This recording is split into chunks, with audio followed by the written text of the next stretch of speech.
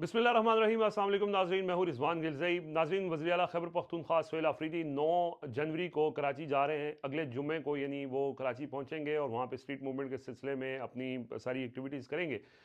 इससे पहले वज़ीर आला खैबर पख्तूनख्वा ने खैबर पख्तूनख्वा में जो तैयारियाँ हैं, जो एहतजाजी तहरीक है, स्ट्रीट मूवमेंट है, उससे मुतल्लिक एक इंपॉर्टेंट मीटिंग की और सारी खैबर पख्तूनख्वा की क़यादत को उन्होंने वज़ीर आला हाउस बुलाया और इसमें मरकज़ी क़यादत भी मौजूद थी और ये डिस्कस किया कि किस तरह से, क्योंकि इस वक्त इमरान खान से मुलाकातों के ऊपर पाबंदी है और उसके लिए जो PTI की हिकमत अमली है वो अभी फ़ौरी तौर पर कोई ऐसी हिकमत अमली है नहीं कि इमरान खान से मुलाकातें बहाल हों। अडयाला जेल के बाहर इमरान खान की बहनें जाएँ तो उनकी मुलाकात नहीं होती। आज जो जुमेरात वाले दिन इमरान खान के जो दोस्तों और पार्टी रहनुमाओं की मुलाकातों का दिन था, वो लोग वहाँ पे पहुँचे तो उनकी भी मुलाकात नहीं करवाई गई और एलानिया कहा गया है कि 8 फरवरी तक इमरान खान से मुलाकात नहीं करवाई जाएगी। तो उसके बाद स्ट्रेटजी क्या होनी चाहिए, तो इस पे उन्होंने तफसीली डिस्कस किया है और उसमें चूँकि इस वक्त एक क्लियर डिवाइड PTI के अंदर सामने नज़र आ रही है। ख़ुद PTI के जो चेयरमैन हैं बैरिस्टर गौहर, वो कह चुके हैं कि इमरान खान से मुलाकातों में रुकावट ख़ुद अपने लोग हैं। अब बैरिस्टर गौहर एक अलग ग्रुप है, जो बैरिस्टर सलमान इकरम राजा हैं वो बिल्कुल एक अलग ग्रुप है। सेक्रेटरी जनरल और चेयरमैन के दरमियान नज़रियात का फ़र्क है, सोचने का फ़र्क है। एक समझते हैं कि जी हम जो हकीकी आज़ादी की असल जो तहरीक है कि हम बिल्कुल इस्टेब्लिशमेंट से बात कर नहीं करके बल्कि अपनी इस तहरीक को अवामी तहरीक बना के और लोगों के जो पब्लिक पावर है, जो स्ट्रीट पावर है, उसके ज़रिए हम तब्दीली ला सकते हैं। और दूसरा जो बैरिस्टर गौहर, अली अमीन गंडापुर और बैरिस्टर सैफ वगैरह जैसे लोग हैं, ये समझते हैं कि वही तरीका है जो माजी में भी दूसरी जमातें इस्तेमाल करती रही हैं कि आप जो ताकत कहती है उसके मुताबिक खामोश हो जाएं और कुछ अर्सा टाइम गुजारें और उसके बाद फिर अपनी बारी ले लें। तो वो इन दोनों में बहुत ज़्यादा फ़र्क है, वाज़ेह तज़ाद है। बैरिस्टर गौहर ने तो बहुत खुल के ये कहा कि अपने इसमें रुकावट हैं, तो उस अपनों में रुकावट का मतलब उनका इशारा शायद इमरान खान की तरफ ही था, क्योंकि इमरान खान खुद इसके अंदर रुकावट है। इमरान खान ने हर किस्म के मुज़ाकरात से मना किया है, हुकूमत के साथ भी और इस्टेब्लिशमेंट के साथ भी, और PTI ने कहा जी किसी तौर पर भी मुज़ाकरात नहीं करेगी। महमूद अचकज़ई और अल्लामा नासिर अब्बास करेंगे और वो उनका जो मुज़ाकरात के हवाले से जो पैगाम था वो वज़ीर-ए-आज़म को मिला। वज़ीर-ए-आज़म ने कहा जी हम मुज़ाकरात करना चाहते हैं, लेकिन फिर उनकी तरफ से कहा गया कि जी मुज़ाकरात 8 फरवरी के इलेक्शन के ऊपर उसमें कोई बात नहीं होगी, बाकी आपने कोई बात करनी है तो करें। तो वो उन्होंने कहा जी मैंडेट वापसी होने तक तो बात नहीं हो सकती, यानी उनके दरमियान कोई कम्युनिकेशन आगे हो नहीं सकी है। वो मुज़ाकरात भी इस कहानी है और हुकूमत वैसे भी बेख्तियार है, उनके पास कोई इतना इख्तियार नहीं है। सो ये इस वक्त एक क्लियर डिवाइड है और इसमें इस डिवाइड के दरमियान अब वज़ीर आला खैबर पख्तूनख्वा सुहेल आफरीदी के ऊपर एक बर्डन बढ़ता जा रहा है और उनके ऊपर ये क्योंकि इमरान खान ने स्ट्रीट मूवमेंट का भी पैगाम उनको दिया है, तो वो स्ट्रीट मूवमेंट क्या सिर्फ यही होगी कि वो लाहौर गए या कराची गए, या उस सिलसिले में आगे बड़ी तहरीक भी चल सकती है। तो इस इजलास के अंदर तफसीली जो है वो उन्होंने डिस्कस किया, मुख्तलिफ ऑप्शन डिस्कस किए कि किस तरह हम इस स्ट्रीट मूवमेंट को कामयाब बना सकते हैं और इमरान खान की जो अगर फाइनल कॉल आती है तो उसमें क्या प्लान्स होंगे, क्योंकि तहरीक तहफ़्फ़ुज़ ऐन पाकिस्तान के हवाले से जो उनके प्लान्स हैं कि मुल्क के बड़े शहरों को बंद करने का और बड़ी शाहराहों को बंद करने का प्लान है, तो उसमें KP की हद तक क्या लोगों को निकालना है और क्या हिकमत अमली बनानी है। कुछ लोगों का ये भी कहना है कि खैबर पख्तूनख्वा के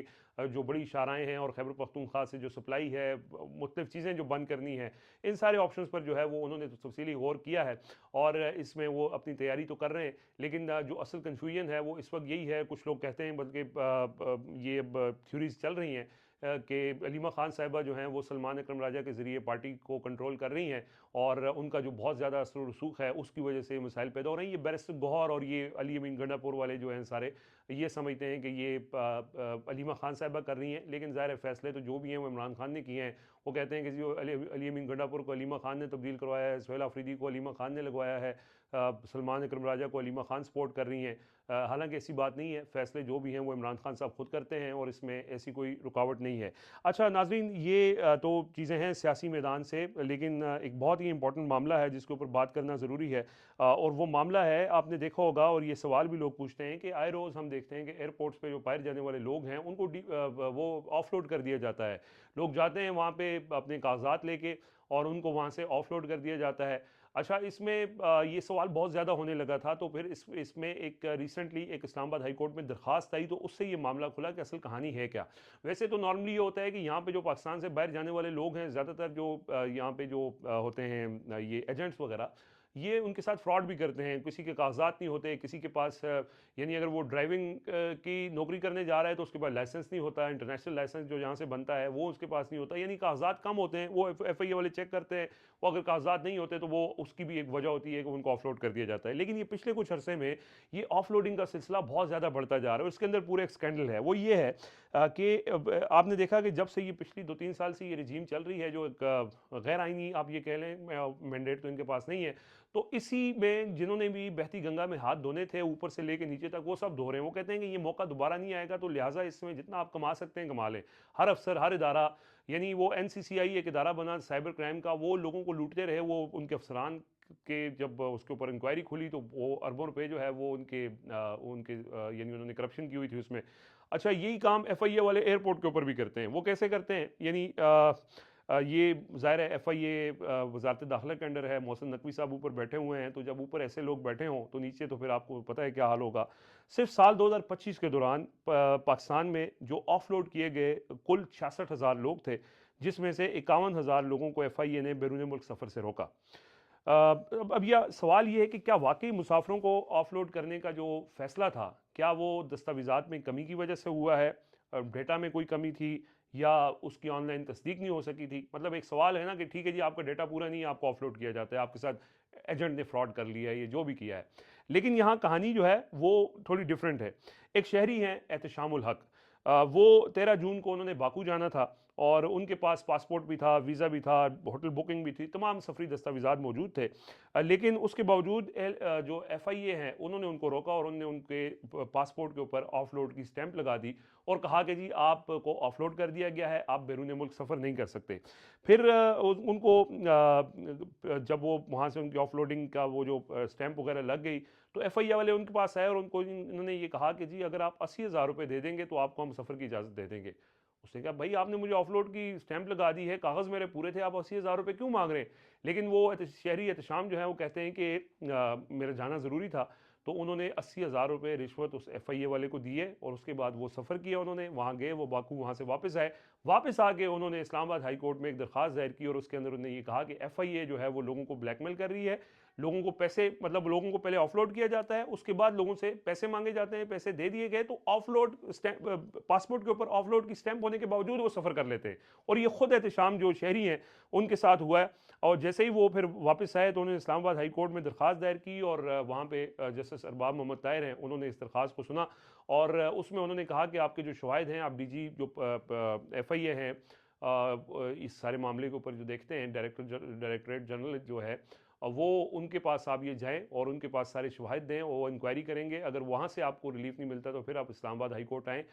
लेकिन उन्होंने ये दरख्वास्त निपटा दी और साथ ही उन्होंने अपनी ऑब्जर्वेशंस के अंदर ये लिखा कि शहरी जो है वो उसके पास सारे दस्तावेज़ात मुकम्मल थे, उसके बावजूद उससे 80,000 रुपये, हालांकि FIA ने अदालत के अंदर ये कहा कि जी इल्ज़ामात दुरुस्त नहीं है। अच्छा, ये पहला इल्ज़ाम नहीं है, ये मुसलसल 51,000 लोगों को बैरून मुल्क सफ़र से रोका गया है और हर किसी के साथ यही कहानी है और लोग इसकी शिकायत भी करते हैं कि जी उनसे पैसे मांगे जाते हैं, अगर उनको पैसे दे दें। अब एक बंदा अपने जब बैरून मुल्क जा रहा है, वो कोई उधार करके, कोई कर्ज लेके वो पैसे जाता है, आगे जाके लाख रुपए, 1.5 लाख, 80,000 रुपये वो जब मांगे जाते हैं तो बेचारों के पास नहीं होते, फिर वो वापस आ जाते हैं। तो ये सूरत हाल इस वक्त बनी हुई है कि इस मुल्क में ऊपर से लेके नीचे तक लूट मार है और जो FIA है वो लोगों को साइबर क्राइम पे नाम पे पकड़ती है तो वहाँ उनको उनसे रिश्वत तलब करती है। वो केसेस खुले हुए हैं, इंक्वायरियाँ खुली हुई हैं और अब ये एयरपोर्ट के ऊपर जो FIA कार्रवाइयाँ डाल रही है और ये बिल्कुल इसलिए हो रहा है कि ऊपर जब मोहसिन नकवी बैठे हों तो फिर नीचे आप क्या एक्सपेक्ट कर सकते हैं? नीचे छोटे छोटे मोहसिन नकवी हर जगह बैठे होते हैं और वो कहते हैं कि यही मौका है, ये रिजीम जो चल रही है, ये इसमें हर किसी को मौका लगा हुआ है, सियासतदान अपनी दिहाड़ियाँ लगा रहे हैं, ब्यूरोक्रेसी अपनी दिहाड़ियाँ लगा रही है, रिटायर्ड फौजियों की भी मज़े लगे हुए हैं, तो FIA का क्या कसूर है? आप भी दिहाड़ियाँ लगाएं। और वो दिहाड़ियाँ लगाते लगाते अब सूरत हाल ये पहुँच चुकी है कि जो बैरून मुल्क जा रहा होता है उसको ऑफलोड कर देगा, उसकी स्टैंप लग गई तो उसके बाद कैसे वो सफ़र कर सकते हैं? लेकिन बादशाही है और वो उनको कहते हैं कि आप जाएँ सर, आप पैसे दे दिए, अब आप जिधर जाना है जाएँ। तो ये एक इस्लामाबाद हाई कोर्ट में केस आया और उससे ये स्टोरी निकली है। कितने ऐसे लोग होंगे जिनके पास 80,000 रुपये नहीं होंगे और वो पैसे उनको नहीं दे सकते होंगे और वो लोग जो है वो बेचारे फिर वो वापस अपने घरों को वीज़ा के खर्चे सारे कुछ करने के बावजूद, फ्रॉड भी अपनी जगह मौजूद है, फ्रॉड भी होता है, लोगों के पास दस्तावेज़ात पूरे नहीं होते, वो एजेंट फ्रॉड करते हैं, वो भी काम FIA का है, वो उनके खिलाफ कार्रवाई करे, नहीं करते क्योंकि माफिया है, वो इतने तगड़े होते हैं कि वो उनको मैनेज कर लेते हैं। पैसे जो 80,000 रुपये किसी और से लिए तो 40 इदारे को दे दिए और अपना काम करवा लिया, तो ये बड़ी बदकिस्मती है। बहरहाल ये कोई इंपॉर्टेंट चीज़ थी जो लोगों के सामने रखना ज़रूरी है, और लोग वैसे भी जब बैरून मुल्क सफ़र करते हों तो वो अपने दस्तावेज़ात कागजात पूरे करें, और अगर कोई FIA का या एहलकार एयरपोर्ट के ऊपर पैसे का तकाजा करे तो लोगों को उसके ऊपर बात करनी चाहिए। लेकिन फिर अगेन वही बात है जो ज़ुरैन निज़ामानी ने बात की कि अगर कोई बात करता है, आवाज़ उठाता है, तो वो उठा लिया जाता है। ये बड़ी बदकिस्मती है पाकिस्तान के अंदर, लेकिन इसके बावजूद बात करते रहना चाहिए और जो गलत है उसको गलत कहते रहना चाहिए। यही अफजल जिहाद है। आज के लिए इजाज़त दीजिए। अल्लाह हाफ़िज़।